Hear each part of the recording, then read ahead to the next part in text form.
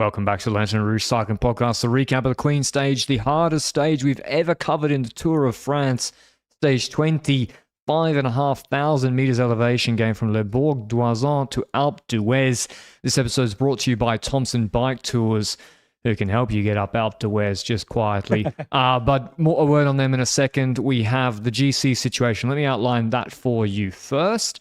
Tadej Pogačar, of course, very comfortably with 7 minutes 11 ahead of Remco.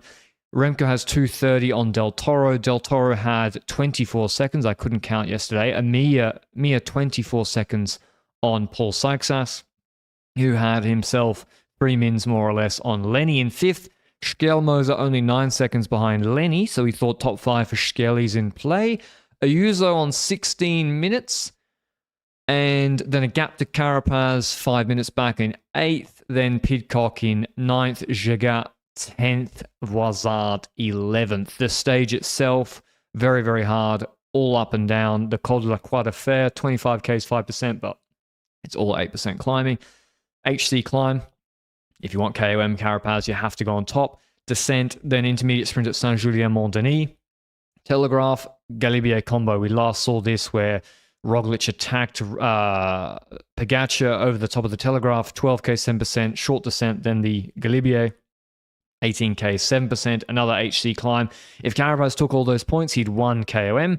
Long descent, the Lautere descent, then 40Ks or 30Ks to Suresnes, headwind, strong winds, pedaling descent, and then the Suresnes, 7.5Ks, 9%.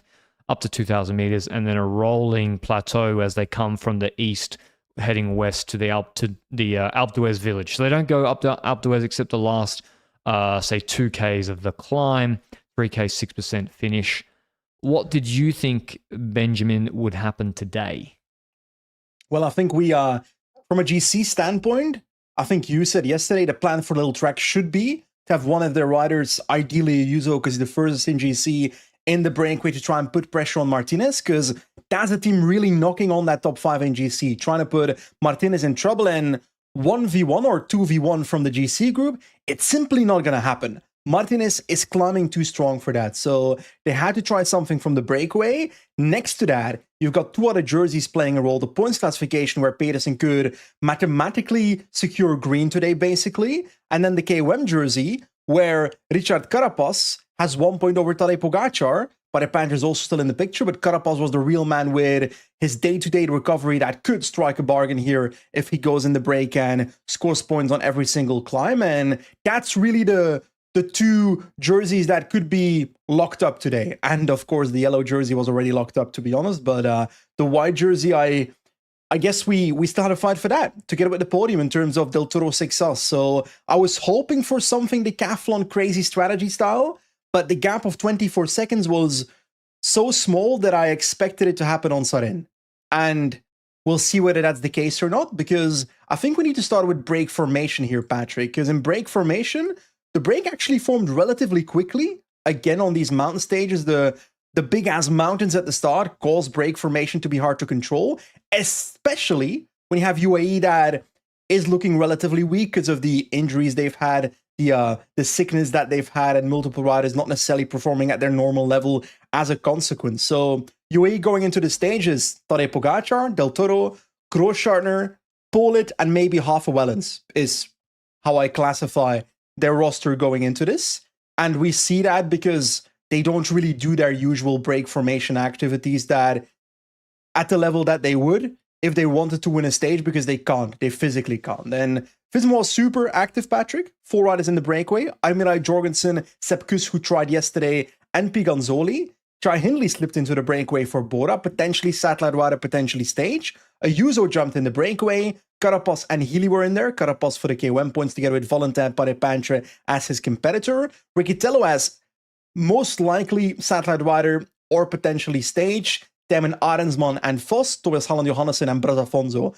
Once you saw this breakaway, Patrick, 1, did you expect Pedersen to make it to the intermediate sprint? Because he's not in this initial breakaway. 2, did you expect this breakaway to win, knowing there was actually a pretty close gap for a while on the first climb? Yeah, I thought the break would win, but for Ayuso's presence. I think Del Toro lets Pogačar down in a big way here. Ooh. Del Toro has to help out.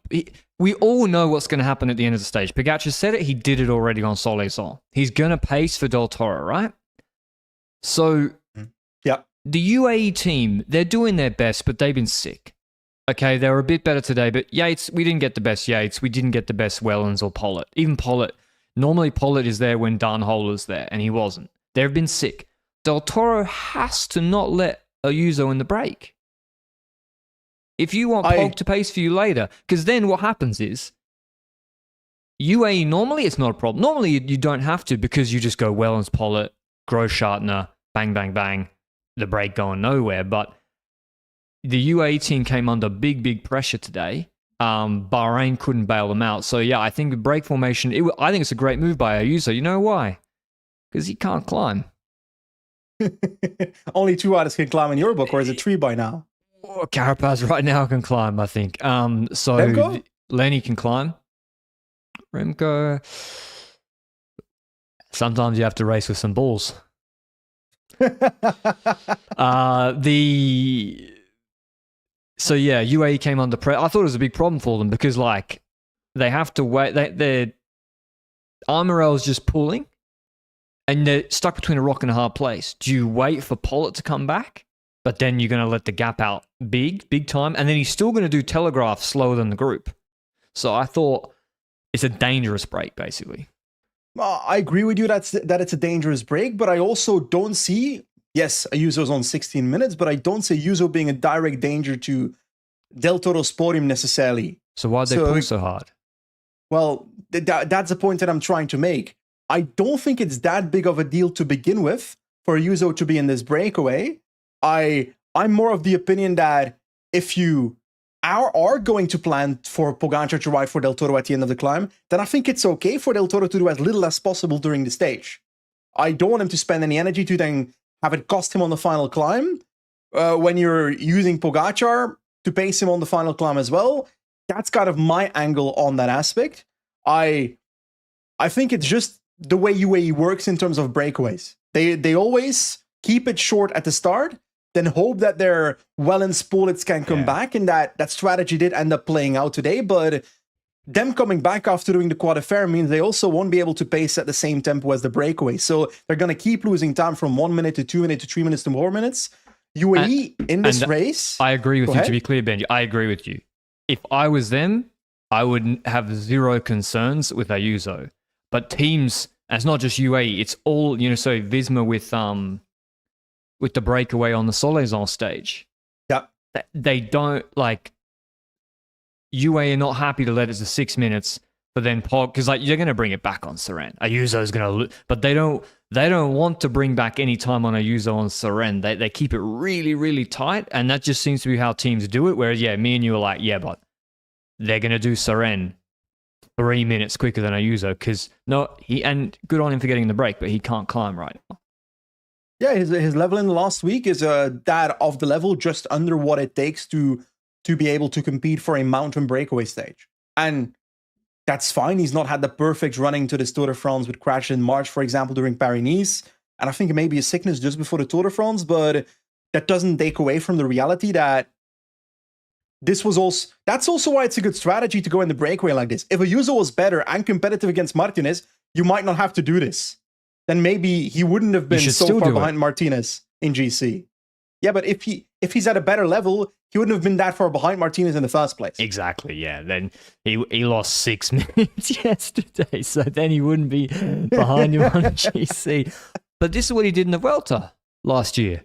And I think is it sickness or is this who he is? I think it's sickness. I'm not saying it's sickness right now. I don't think his preparation for the Tour in general has been good this year. I think that's the thing. Big crash. I don't know if he's sick right now. I don't really care if he's sick right now. The reality is that the level is not good enough. Whatever reason is underlying. Ayuso at his best level climbs better than he did in the last 2 days. That's undeniable. Oh, yeah. That noise was something out of Alien. You don't think he was good on... Isn't that his level on Galibier? I expect him to be better than that level, yes. I think one of He Yuzo's, should be with those breakaway riders over the top of the Galibier. he was only 15. I think one of Yuzo's levels not far off just nearly being dropped by Hindley, Carapaz, and Kuss. He's a diesel. There's a reason those riders are in breakaways and not in the top 5 of GC. Yeah, because they're GOAT climbers. That's not how that works. They are GOAT climbers.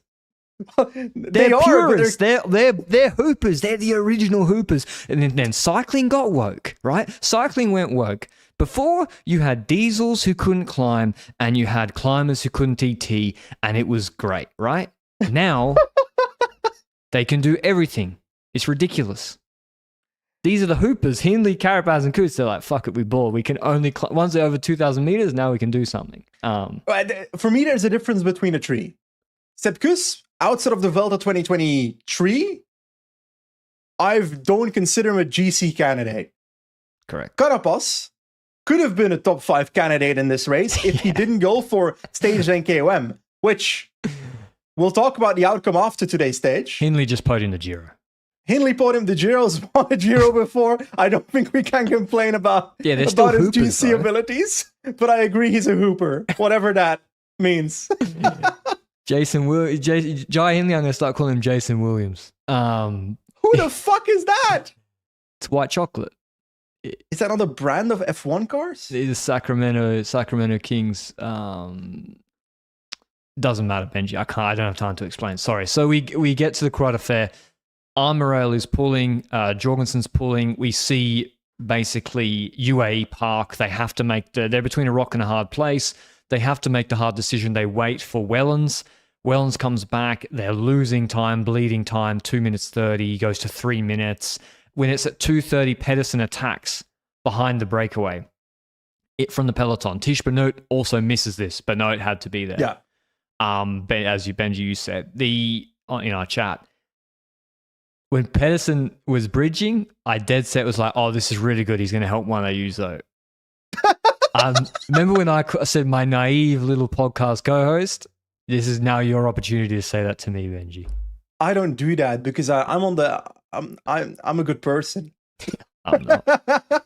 Now, on a serious note, when I saw Pedersen do that, I thought, okay, this is to get the IS. Because reality is the intermediate sprint is after the descent with maybe a tiny valley just before it. And in doing so, if he can cross this gap, it's also not that it's 2 minutes 30 to the full breakaway. It's 2 minutes 30 to Carapaz, who attacked from the breakaway with 4 kilometers to go, and the Valentin Perepintre trailing 20 to 40 seconds behind that. Carapaz takes KOM points, Valentin Perepintre takes second there, so Carapaz extends his lead once again, and is looking pretty good for KOM after the top here. But Tertiary, it's only a minute 20 that he needs to close, roughly, on the breakaway, which is still a proper gap. Mess Pedersen's a pretty good cyclist, and I'm not a good co-host. I'm not a good person. You know what? I'm not going to say my naive little co-host. I'm just going to bring up that a lot of Danish people have been in my DMs that I need to call you out for what you said about Mess Pedersen yesterday, and I'm expecting a full apology in the next 25 seconds. Mads Pedersen climbed unbelievably well today. Also the most selfish ride I ever saw in my life.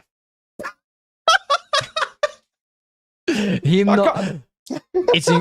was very impressive. It was incredibly impressive. He bridges across to the breakaway. I think Visma already, you can see that UAE are not going to really be able to control for the stage win here. And you're going to look at the gap at the end and say this was a close run thing. That's because the break from the top of Galibier to the base of Suresnes fucked around completely. Like they did not pull.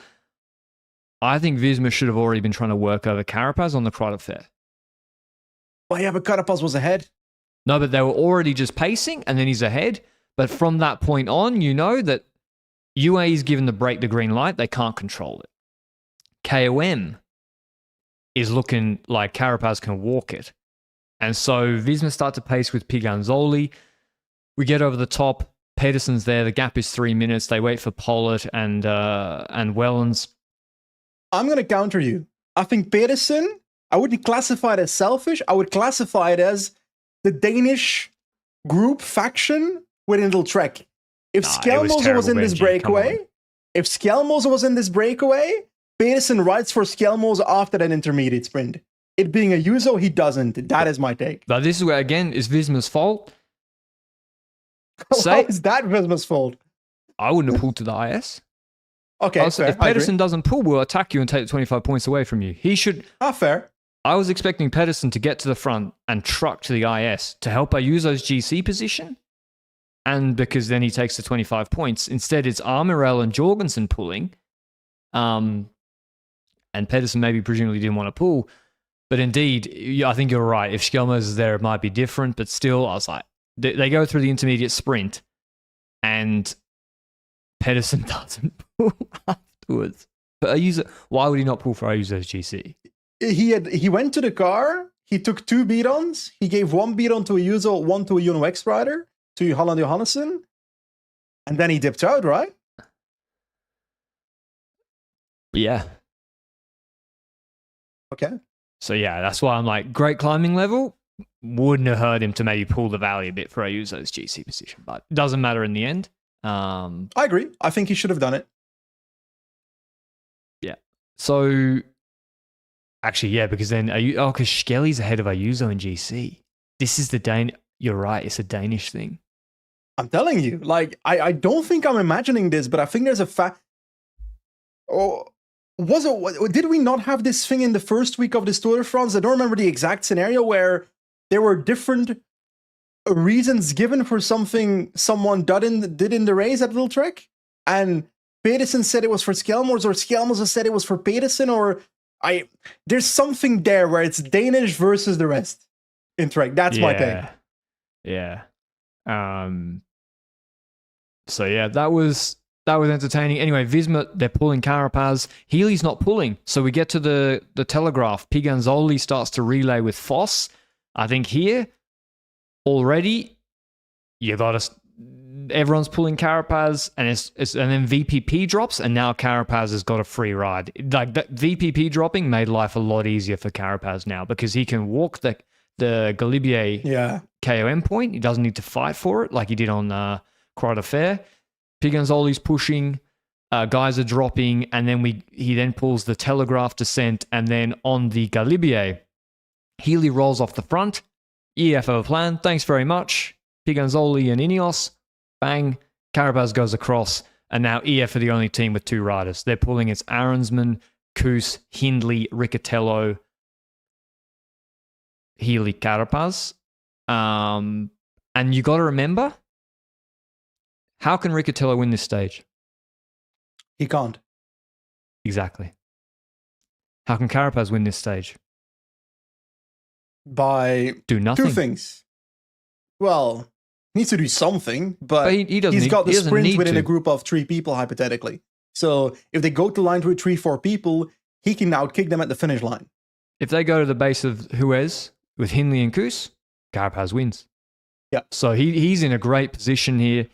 And then Ayuso's there. I don't know what he was doing the whole time. Ayuso, inexplicable ride. He's pretending he's got back issues. Maybe he did. He then doesn't pull. He then attacks the group. He's like, why didn't he just ride a tempo for his own GC? He is not winning the stage. There's something here, Patrick. I tweeted at the start of the stage that there's something with Ayuso where he's got like this reverse poker face. As in, he always looks like he's suffering to the point that you don't know when he's actually suffering and is about to drop. But I found a tell, Patrick. The 2 times he drops off the back today is right after he attacks for absolutely no reason. It was incredible. If he attacks, that's your tell that is in trouble, is my take. After not relay... Was he playing for the stage? I've got no clue. It makes no sense. I assume yes, but he shouldn't. It makes no sense. He should be relaying or trying to collaborate unless he can't, for taking as much time as possible on the group behind, because this is not just a strategy for him as a benefit. The thought process is, if you're a Little Trek going into the stage, we want to send Ayuso in the breakaway to try and force Bahrain to spend their bickies behind, which they did on the Telegraph, spending their domestiques for Martinez, who they brought the gap down from 4:30 to 4 minutes, for example. And that indirectly, if Ayuso fails, might make it a little bit more comfortable for Skjelmos in the long run. So it's like a 2-threaded strategy that you go with. in the end, it backfired, I would say, because what happens is Ayuso doesn't pull out the gap and finesses for not having the maximum GC gap. The race is significantly harder behind. Bahrain do pull into the Glibier, but they then stop because they're done, basically. And so UAE take over with Großschartner. Riccatello's in the group ahead. He cannot help on the descent. So actually, Decathlon, I think, big error not to have a satellite rider, like a bigger satellite rider, like a Prodom, APP, or a Benoit. They had to be in the breakaway. We'll get to Prodom. We'll get to him. Well, no, on level, do you think Benoit could have been over the top of the Glivier? I think yes. I think yes. I think they had three Not guys. with the best.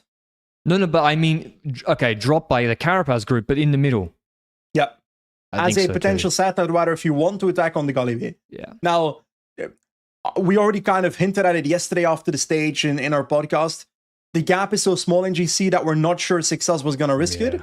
That said, let's talk about the last, let's say, 1.5k of this Galibier in the peloton, because after Großschartner is done, we've got this moment where they don't have anyone anymore. Großschartner was completely done for, so Pogačar then takes over and is pacing the last kilometer for Del Toro in this climb. In doing so, exposing Del Toro a bit, because Del Toro couldn't follow the group in the last 700 meters of this climb.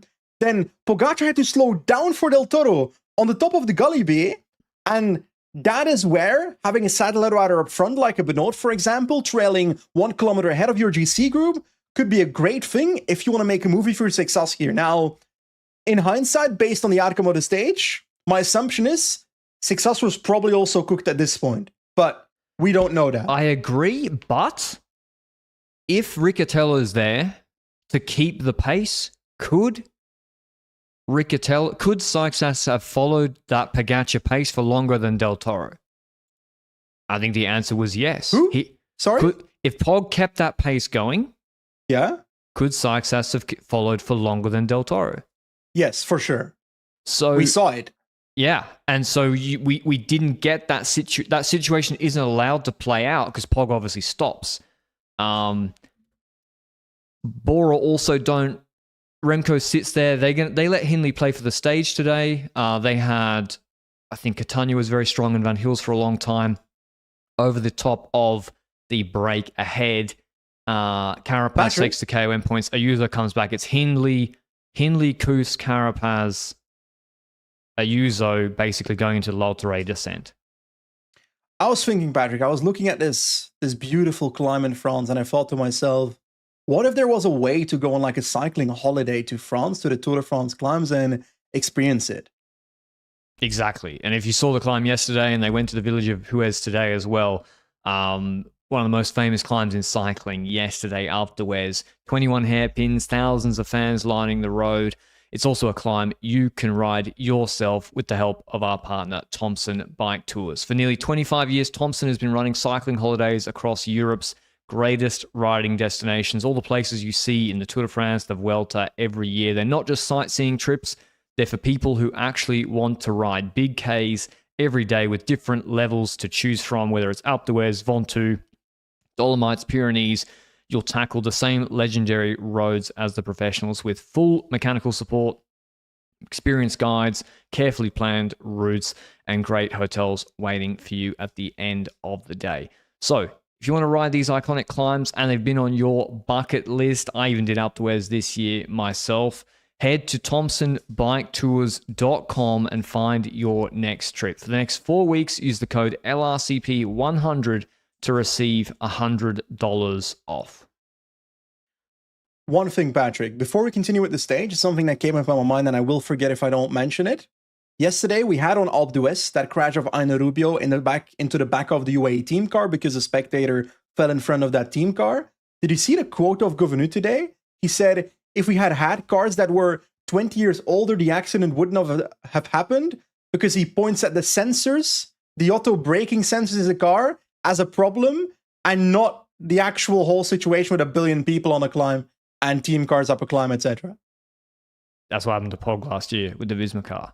But I think what I've realized is Sure, buddy.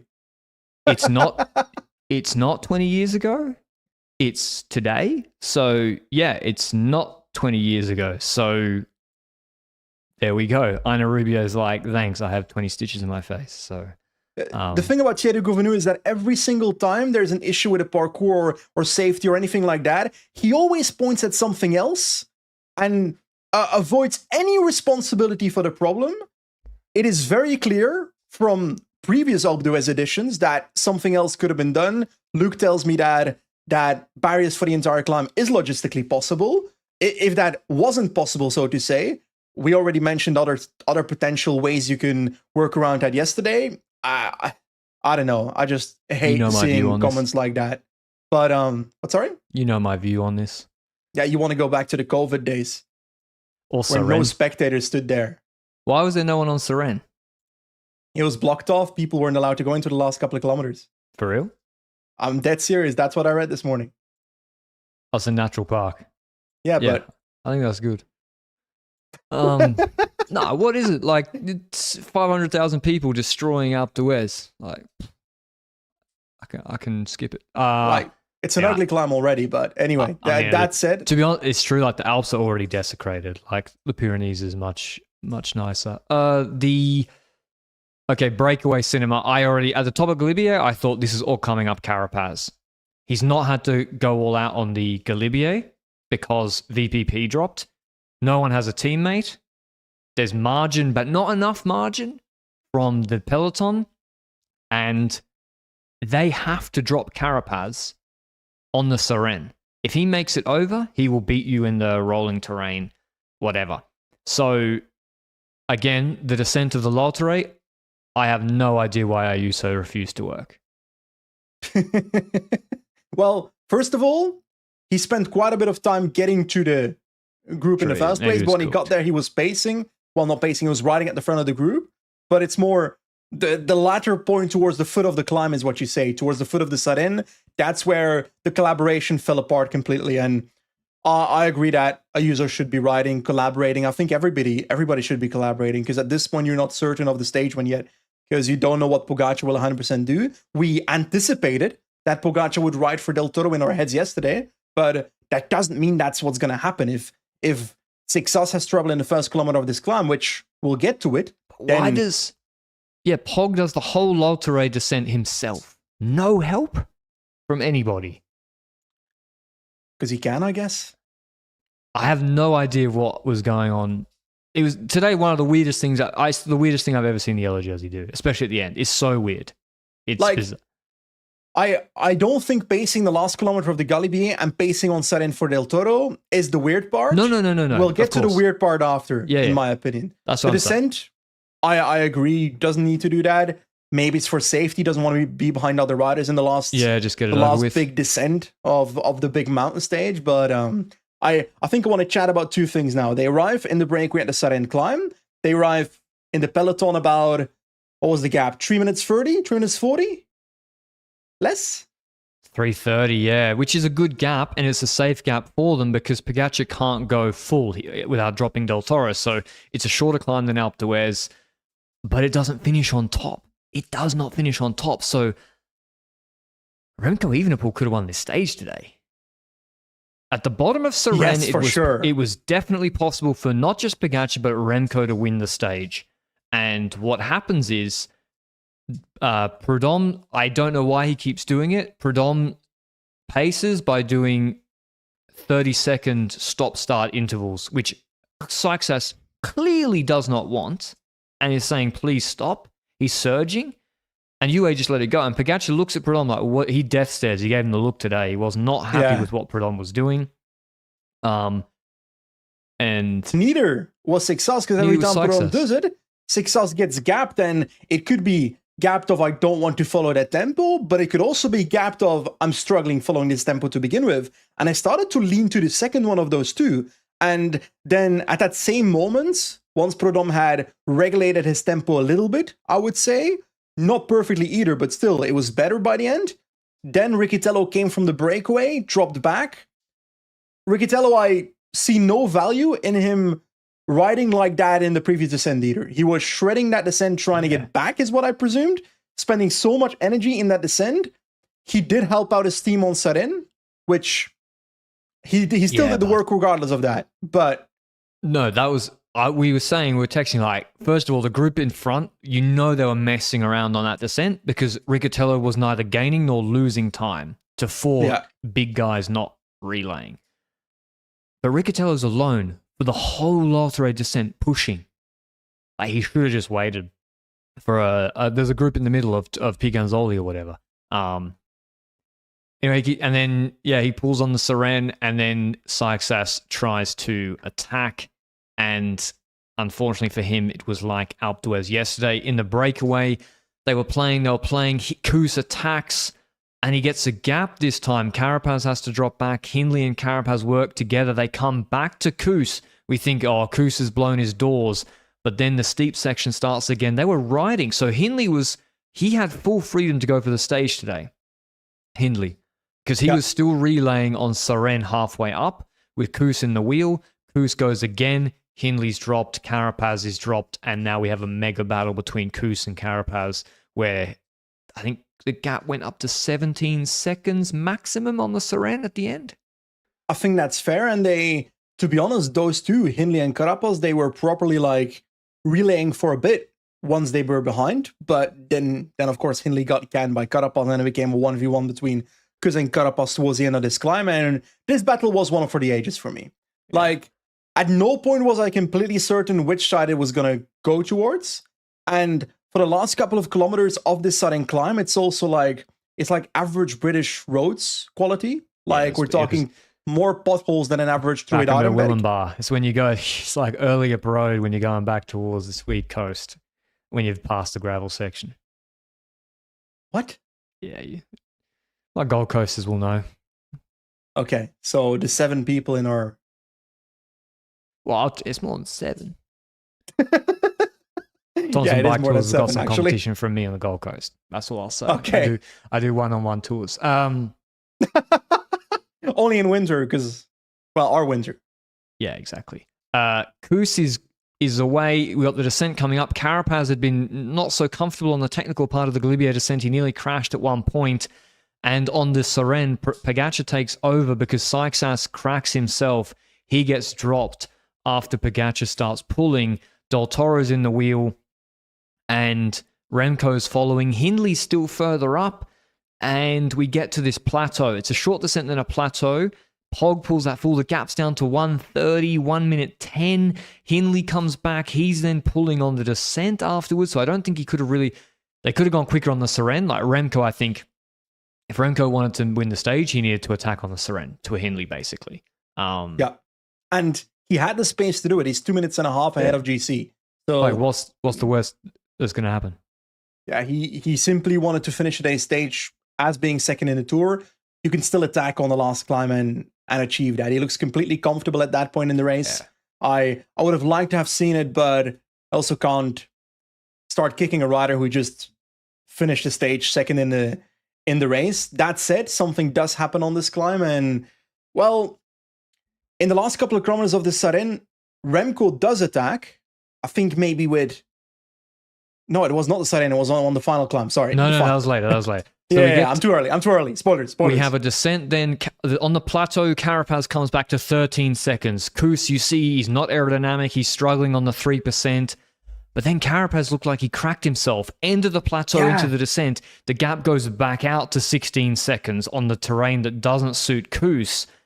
We go into the descent, and I was then thinking, if Koos gets to the final climb, 15 seconds ahead, this will be very hard for Carapaz to close. It's 2Ks, 9%. We lose pictures, out of a tunnel, bang. Sepp Koos is on the ground, gets back up, is still ahead of Carapaz. Carapaz is now on 7 seconds, but he can see Koos. So that also shows to me that Carapaz was losing time, actually, at that point. In every descent, he was losing time, is how I'd see it. Sepp Koos is a very confident descender, even though today might not be the perfect proof of that, because after that first crash, we keep descending, and there's a right-hand corner next to a gigantic ravine, and we see another shot. He's down again. Sepp Koos is down again. He's sitting on on the brink of falling into a ravine, saved by a netting. So if that netting was not there, could have been dead. I don't like saying it, but it's true. Yeah.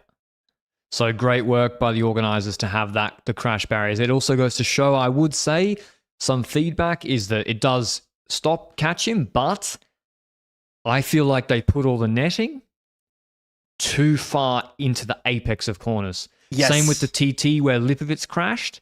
People are not going to crash sliding out on an apex, and then because their line will carry them past the exit. And so I think the padding needs to be deeper after the corner, not so early. But anyway, it saves him. Now he's done. Carapaz goes past him. We're still thinking, can he come back? But if you crash twice, you're probably not going to. He starts 9 seconds behind on Alpe d'Huez. Carapaz, El Jaguar.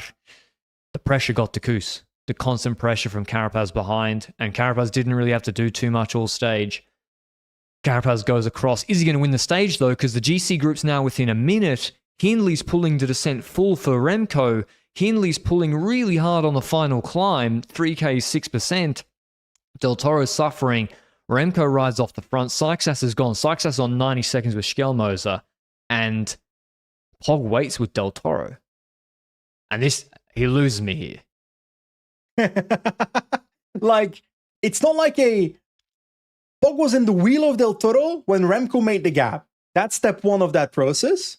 Step 2 is Pog goes next to Del Toro, goes ahead of him, and is dropping Del Toro. That's step 2. Step 3 is he looks back and waits for Del Toro. It's like they talk to each other for a little bit. I'm not completely sure. There's literally no reason for GC purposes and for defending Del Toro purposes that Pogačar has to wait here for Del Toro. I think the only reason he did that is that they could celebrate together over the line and get a picture together. It must be. Because there's physically no reason outside of... Because Sixas is in Narnia. Yeah, a third is gone. Third was gone on the Seren. So I'm perfectly fine with the idea that Tadej Pogačar rides for Del Toro at the top of the Galibier, rides for Del Toro on the Saren. The only thing that I really find weird is then waiting with him for absolutely no GC reason in the final 2.5 kilometers when all the danger for Del Toro is behind him. I think it's for media purposes. It was very strange. But anyway, Remco comes, he goes past Kuss. He's second on the stage, only 26 seconds behind Carapaz. Goes to show, yeah, but with more pressure, they wouldn't have messed around, but they messed around that Galibier descent a lot. Remco second on the stage, the hardest stage he's probably ever done, so he'll be happy with that. Kuss third on 31 seconds. I would say a devastating finish for Visma after, looking like maybe Kuss was going to the stage. Victory. Pogačar fourth with Del Toro on 1 minute 05. Lenny 107, by the way. So Lenny was a top 5, top 6 climber in the race by the end of this race. Yeah, for sure. Definitely. In Maybe this 5 week, he yeah. was flying. Ever since that day where he wasn't... Throughout this entire race, he was flying. There were just a couple of days where he really broke through the ice a few times, if I recall correctly. Can't pinpoint every single one in my head, though. But ever since he went into the breakaway, jumped back near the top 5, he's been climbing as one of the top 5 climbers in this race, better than the Little Trek riders. That's why Little Trek had to opt for the strategy to begin with to go in the breakaway today, because they knew they couldn't do it 1v1v1 on this final climb or on the Galibier to begin with. So I gotta say, it is an odd stage to watch, especially with Pogačar waiting for Del Toro. I think it's a good team strategy, except the last 2.5 kilometers then. I also just don't really give a fuck if he waits in the last 2.5 kilometers or not. It doesn't change my opinion that both Remco could have won the stage if he went earlier, or Tadej Pogačar could have won the stage if he wanted to. Definitely. I think he cared more. I think Jonas Vingegaard's looking down from wherever he is, and he's seeing Remco Evenepoel dropping Pogačar at the end of the Queen stage. I think Remco might try and use that to motivate himself, but I don't think that's what actually happened. I've never seen anything like it. The hand holding for Del Toro, I mean, I know it's nice. It was over the top. Some point, it says a lot. He's an adult. He can ride his bike to the finish. It does say a lot that Pogačar cared way more about having that picture taken with Del Toro at the finish line or staying with him in the last 2.5 kilometers than winning this stage. Because he could have won this Tour de France stage. If Remco goes on Seren, what does Pog do? He stays with Del Toro, for sure. Still. Yeah, for sure. Then Remco had to go on Seren. That's what I've been saying for 1.5 days. Ooh. And Remco was fuming. There's no scenario in which Remco wins this Tour de France, to be clear. Pogačar wouldn't wait that long on Del Toro. He would wait until whatever is necessary.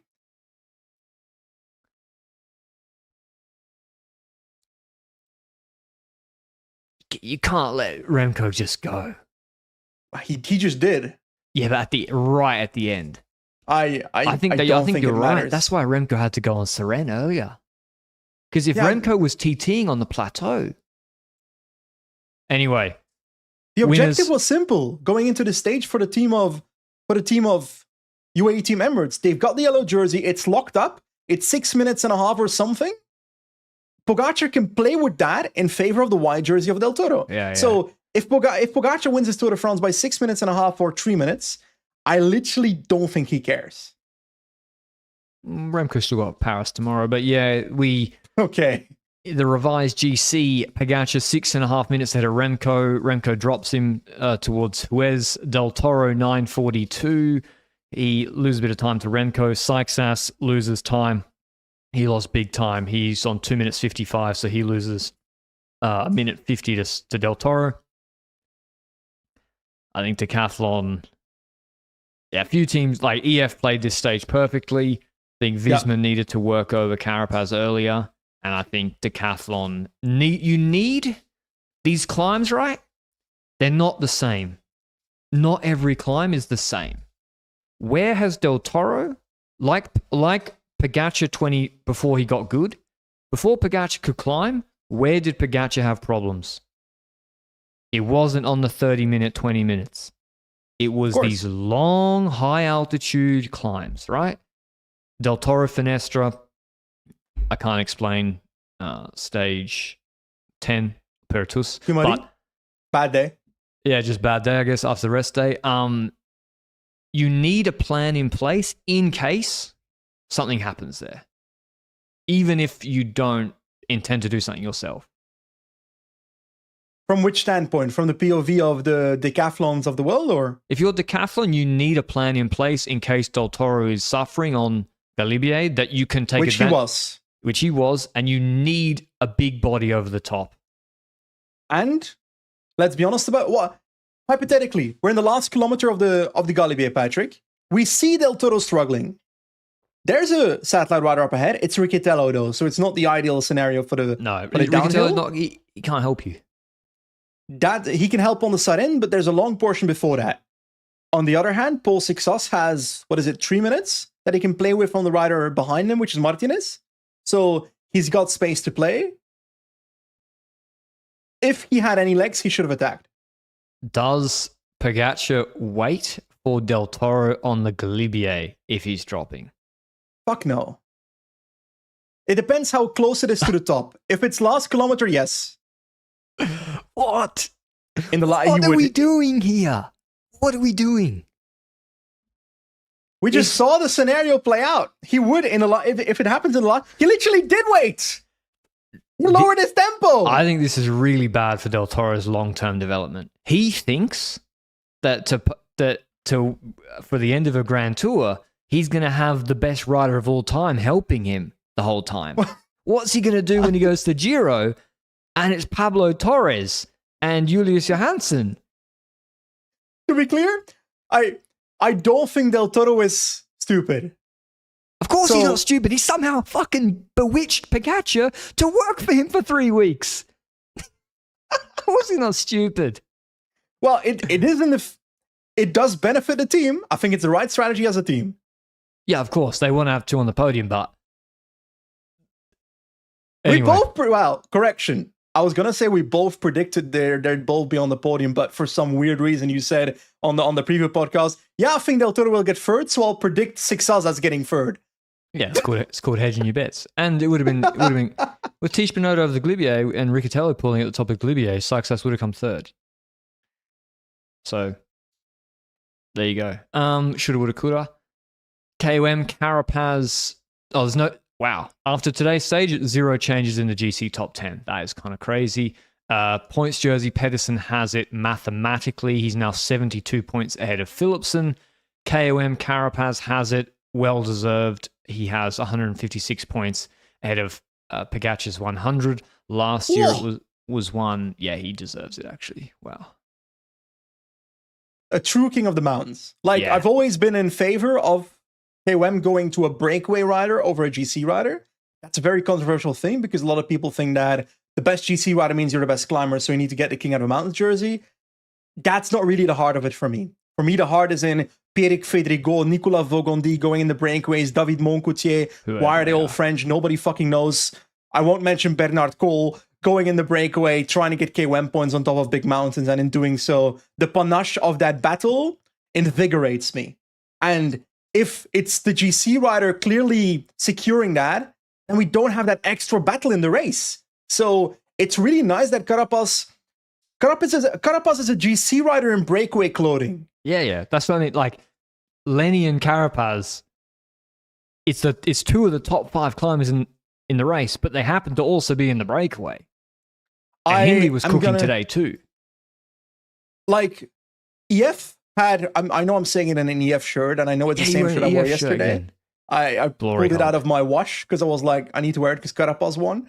But I'm completely unbiased. I have no connection to this team, clearly. But that said, Carapaz, perfect Tour de France. He saves their tour. I know. It's more than saving their tour. It's gone it from might be one of the bad to they've had a very good tour. Perfect. It could not be better. Actually, they probably wanted him to compete for podium, but... And Matis Mikkels is not a thing to not mention either. He's the guy that top 5 at a couple of sprint stages, or am I... Was that a Giro? Yeah, that I do not recall, but... It was a Giro, sorry. The wrong Grand Tour.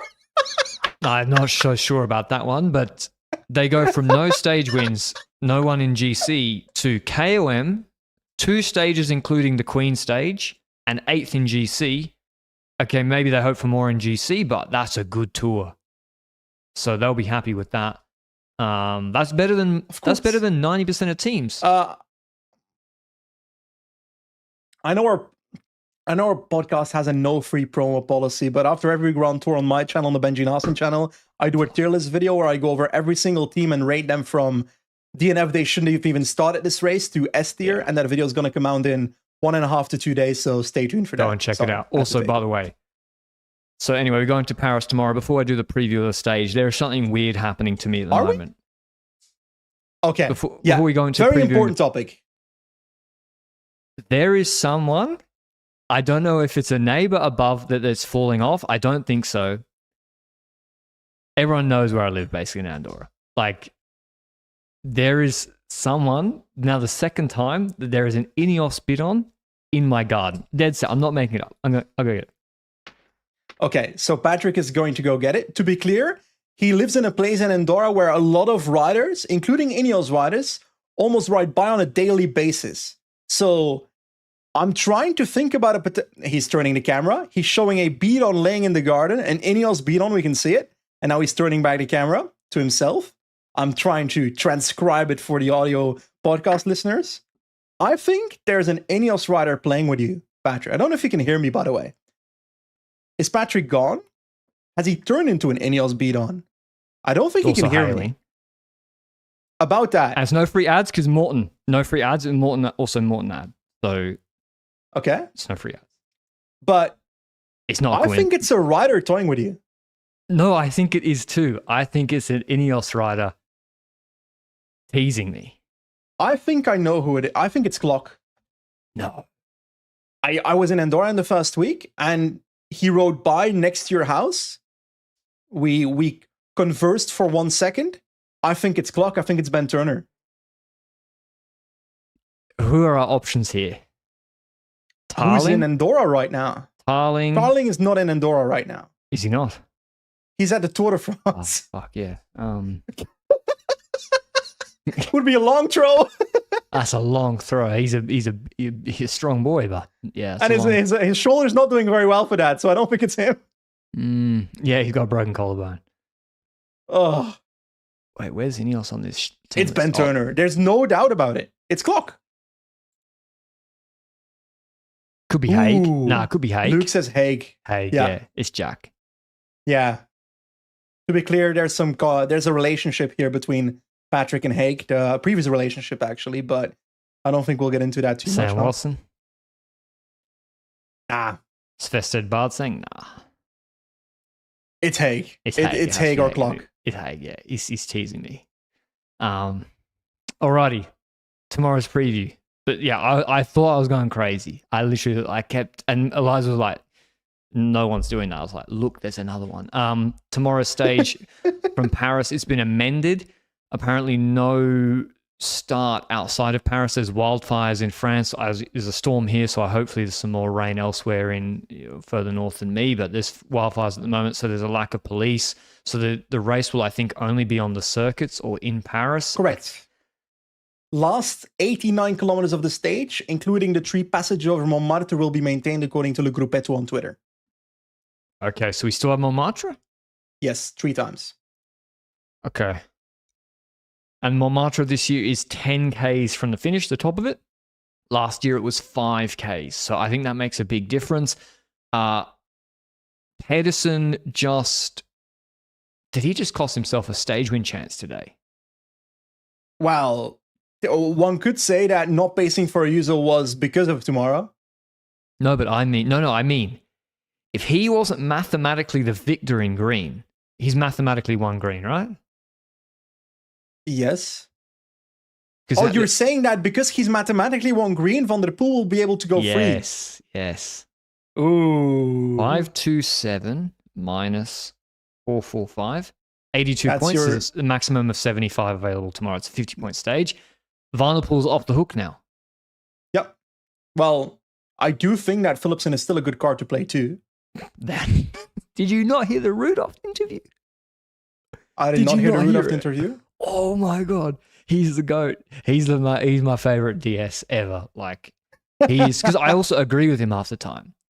Like Rudolph, first of all, before Philipsen won the stage, he was like, the fact that they're high-fiving after every intermediate sprint is absolute woke nonsense. We can cut that out when we haven't won a stage. Thank you very much. And I was like, 100% correct. I could not believe Philipsen. If Philipsen puts his hand up when Pedersen closed him, he might have won green. Yep. And then after Philipsen won the stage, Pedersen would have gotten relegated. After Philipsen won the stage, Rudolph said not to say anything negative about Jasper, but he's got 5 chances where the team let him out perfectly every time and our sprinter completely messed it up. So actually, frankly, Van der Poel should have been allowed to go for the win today, the day Philipsen won. I was like, not to say anything negative about Jasper. He was so good. I love it. Yeah, I think he wants Van der Poel to win on the Champs-Elysees. That's what the team should want as well commercially. I think it's Van der Poel all day. Okay. Is that your pick for the victory for the stage as well? Van der Poel will go solo on Montmartre. Thanks for coming. Come on. Who shall I pick? Is Van der Poel going to drop Tadej Pogačar though? Well, Pogačar's has he got to help Del Toro? I don't think so this time. No? He said after the stage that if he feels like it, he'll go for it tomorrow. Would it hurt Del Toro to maybe work for him for the first time in the Tour? Yeah. I don't think Del Toro is going to do much more than just defend his actual jersey and podium tomorrow, to be honest. Listen, Pogačar might need to get better support. Half his team was sick in the last week. He's had to ride the last 2 hours of the Queen stage himself on the front and manage break formation for 3 weeks. That's why he's the GOAT. No one's ever done this before, right? We didn't give enough props to Pog. I was being too snarky. Literally, this has never happened in cycling before, at least before our lifetime. Like, I'm trying to think about race scenarios in which stuff like this happened. In the Tour de France. I don't think this has happened in my lifetime. Like, there is scenarios where like a GC rider attacks with ages to go. Like the Froome attack in 2018, there's no scenario there where Simon Yates riding for 2 hours because he was the first one dropped, hypothetically there. So I don't think I remember anything like that. You're right. I think this is Pogačar's most impressive Tour de France victory. Well, his main competitor also wasn't here for the last week. Yeah, but Alpe d'Huez, what he did yesterday and then today, I think is pretty impressive. I mean, you can say in 24, he did like maybe better climbing performances every day, but... Like, 2024 Plateau de Bay, best cycling performance of all time. Yeah. Yesterday, without the context, his Alpe d'Huez climb basically just about equals it. Yeah. Maybe slightly under, but minor difference. But the context of the stage is different. Like, if that performance of Alpe d'Huez happens at the end of today's stage, for example, then I'd say, okay, yeah, I can equalize that because the kilojoules and energy expenditure in the stage is equal, etc. I think it was maybe warmer in that Plateau de Bay was stage. 200 Ks, hot, steep climbs. Visma smashed it all day. So that 2024 Plateau de Bay, best cycling performance of all time. Too. Is Alpe d'Huez second, or where do we put Combloux compared to that? Vingegaard Combloux. No, Alpe d'Huez is way better than Combloux. I think so too. I don't remember the exact numbers of Combloux, so I'm trying to figure out in my head. Alpe d'Huez, maybe Pogačar Périgord is close. But Okay. I think Plateau de Bay was better. But you got to also, Pogačar was getting beaten up by the fans every hairpin. There's some. Everyone was. He is not able to ride full the whole of Alpe d'Huez yesterday. Well, we've said it yesterday. I think Pogačar can do yesterday's climb 45 seconds faster. With pacing, yeah. With pacing or just the ideal situation. Yeah. Pacing, no audience. Well, I think no is there Jonas element is the which the ideal audience- situation. what, sorry? I think no Jonas is the ideal situation. Yes, but preferably with some more support. Yeah. But what I'm saying, I mean, this 3 weeks as a whole from Pogačar is, yeah, I think maybe his best tour ever. We'll do it in the Tour de France recap as a whole. And no spoilers, Patrick. Come on. No spoilers. Sorry. Did you pick someone for tomorrow? I have not picked someone for tomorrow. I'm going to go with... Yeah. I'll go with Philipsen. Fuck it. No way. You got. Maybe I'm the only one listening to. I agree with you. To be clear, I agree with. I think Van der Poel is the favorite. You've it's already just that won the comp, right? I won the prediction contest 7 stages ago between you and I. So There's no fight here. You're trying I'm to Lil Tadej Bro me. Pogačar in this discussion. You're Lil You are Broing Alex me. Aramburu. No, I'm Del Toro. I'm Del Toro. You're Pogačar, and you're Lil Broing me. Yeah, I'm little broing you. Feels bad. What's the penalty, by the way? Because I mentioned blonding your hair, but your wife won't allow that. So we need to figure something out. That's our wedding anniversary today, so you're gonna have to fight her, and I wouldn't recommend it. So I'm gonna need some kind of punishment by the end of tomorrow out of your mouth. Fuck.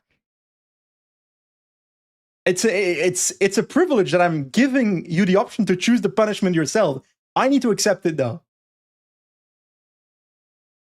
Maybe I got to make an Instagram edit in my style, like glazing Pogačar's Tour de France, like a Pogačar montage for the tour, because you know how much that'll hurt me. I'll make a banger, but it'll hurt me. So your punishment is gaining views Yeah. and monetization. I don't care about the views. Elliot. Being I'll a let the hater audience is decide number, if that's being enough a or hater is number one. I wake up in the morning and I put on my hater hat. That is who I am. Yes, but there needs to be like a combination with like a tweet of like, I love Tadej Pogačar. No, because then people will think I've been hacked. Well, that's the point. That's funny. We True, need it's like a Big- combination. It's like Big Cat doing the PlayStation 5 tweet. That's like me saying congrats to UAE. Loved what you did with Del Toro on the last stage today. That is real Ciclismo for me. I need something like that. I can't tweet that, Benji. That's the point of a punishment. Fuck. We'll let the viewers decide. I will do something that I don't want to do. Okay, we'll figure something out. We'll figure something it's not out. urgent. Yeah, it's 24 not urgent. hours. But I think, yeah, Pog, in all seriousness, I think this is the most impressive tour he's done. Just so under control. But anyway, tomorrow's stage, Paris, late finish. All the jerseys are sewn up. Team's classification for Trek as well. Thanks for coming. And yeah, thanks to Thompson Bike Tours. Thanks to everyone listening. I've actually had a good last week. I've enjoyed the last week of racing, I have to say. Yeah, like I'll be completely honest, GC wise, I had limited expectations for a fight for the first place. So I expected Tadej Pogačar to win this. I was hoping for a good battle for the podium. Maybe the last 2 days didn't really deliver in that sense, that I hoped for a bit more fight, but Del Toro and Sixas were just done for, both of them. So it was seeing two deaf swans trying to fight each other, and they barely moved because they were both dead. Deaf wouldn't really make sense. You know what I mean, right? Yeah. So that's why maybe a minor element of these last 2 days that maybe wasn't fun. But yesterday's stage was great. I enjoyed today's stage. And to be honest, I love the sport of cycling, but I love sharing the sport of cycling with people. So that's why I love doing this podcast. We could chat shit about anything happening in the sport of cycling. As long as I enjoy it, that's the most important part. And that's why I also want to thank the people watching and listening to this podcast, because if that wasn't happening, I'm not sure we would be talking into the void like this. Indeed, yeah. Worthy winner of the Queen stage, strange Queen stage, but I think a pretty enjoyable final week, at least from my perspective. Thanks for listening as always. We'll see you at the Paris recap tomorrow. Ciao, ciao.